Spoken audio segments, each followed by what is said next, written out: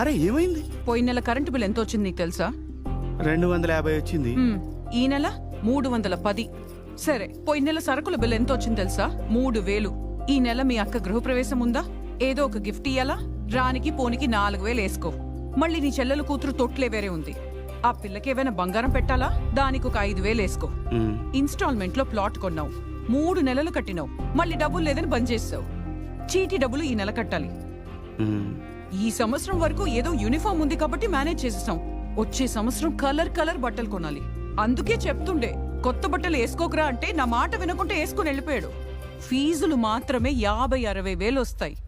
దివ్య పెద్ద మనిషి అయినప్పుడు ఒక్క బంగారం ముక్క పెట్టాం. అప్పటి నుంచి ఏం తీసుకోలేదు.